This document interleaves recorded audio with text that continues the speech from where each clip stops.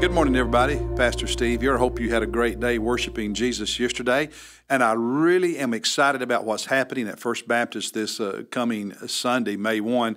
We have Steve Parr, who's going to be with us speaking in the morning services and then leading the workshop afterward. He is the co-author of a major research project a few years ago called Why They Stay, in which thousands of young adults who grew up in church and then as young adults in their 20s and early 30s stayed in church and remained faithful to Christ, what were some of the common factors in why they stayed? You hear a lot in the media about young adults who grow up in church leaving the faith or dropping out of church. Well, this research comes at it from the different angle, opposite angle. Why do they stay? And let me just say to all of you who are parents, who plan one day to be parents, you want to be here this Sunday to hear Steve Parr and be blessed. It's going to make a difference in your life. I really believe that. All right, today we are in Luke chapter 16, and we're going to talk about money because that is what he talks about in this chapter. It's interesting that the first half of the chapter is all about money, and the second half of the chapter is about hell.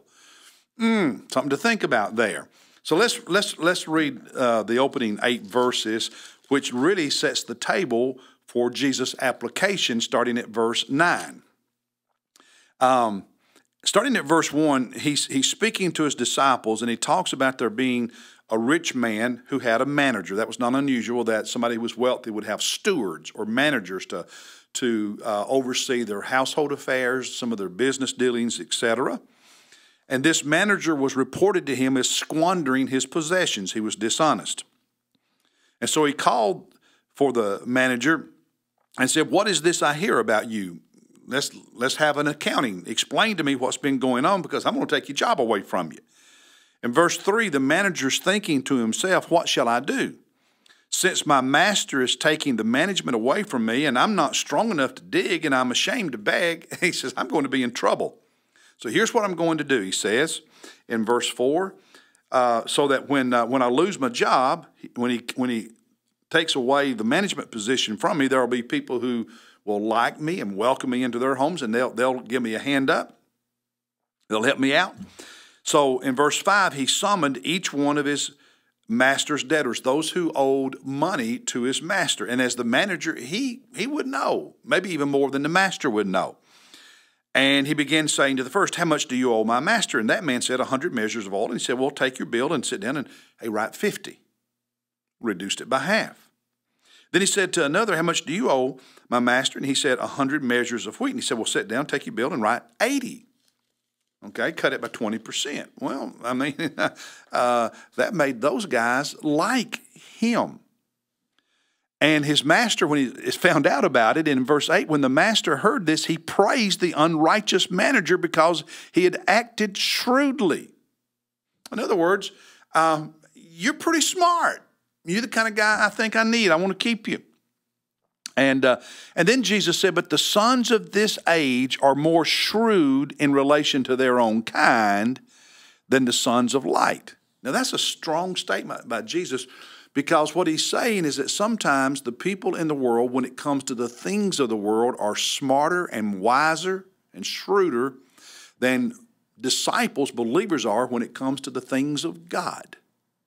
That's a strong indictment Jesus is making against us who claim to be people of faith, to be believers. He said sometimes when it comes to spiritual things, the things of God, we're not real bright. We're not real smart. We're not as smart as the people out in the world are when it comes to the things that are in their sphere, their lives. And then he makes application. Starting at verse 9, he said, "I say to you, make friends for yourselves by means of the wealth of unrighteousness," or some Bibles will say the mammon of unrighteousness. It's talking about money, material stuff, "so that when it fails, they will receive you into eternal dwellings." And this is a verse that's not easy to understand and one that people get confused about quite often. But when you look at it in context of the first half of this chapter, it starts to make a lot of sense.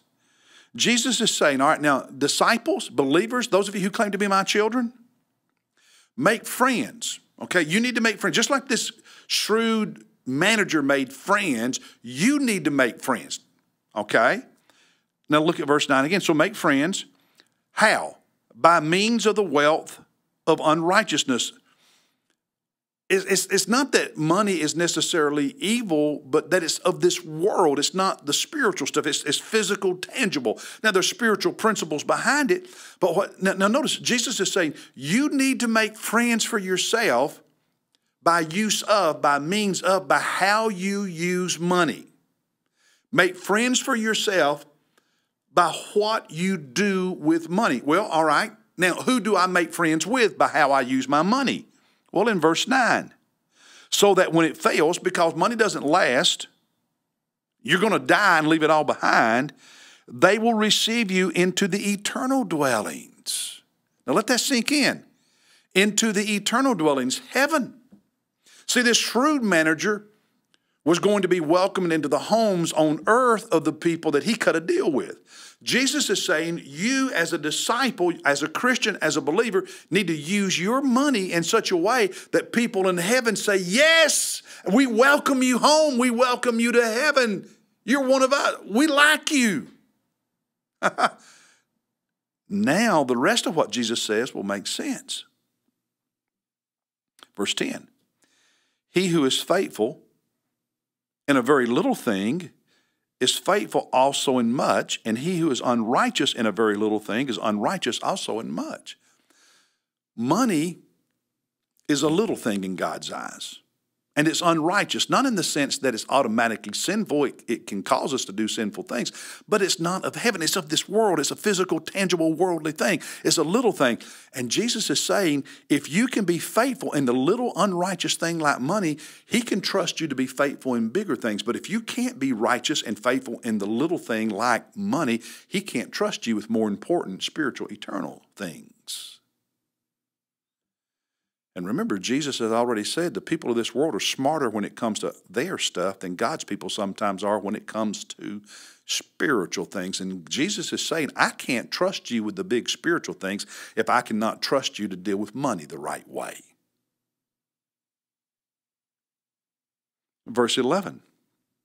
Therefore, if you have not been faithful in the use of unrighteous wealth, Jesus says, if you've not been faithful in how you use your money, who will entrust the true riches to you? He's saying, if I can't trust you with a little old thing like money, what makes you think I can trust you with something more important than that? Wow. Wow. Then in verse 12, if you have not been faithful in the use of that which is another's, who will give you that which is your own? Remember, this all started with Jesus talking about a manager. Well, that manager was managing the resources of his master. And Jesus is saying, when you have money and you make choices, decisions about what you do and don't do with it, how you use it, whether or not you give it. That's right, give it generously. You're not making decisions about anything you own because you don't own one dime that you have in your bank account. It all belongs to God, and you are his manager.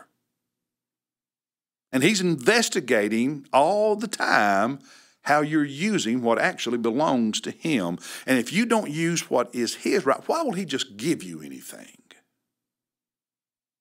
And then Jesus drives it home in verse 13. No servant can serve two masters, for either he will hate the one and love the other, or else he will be devoted to the one and despise the other. You cannot serve God and wealth. Jesus is saying, make up your mind.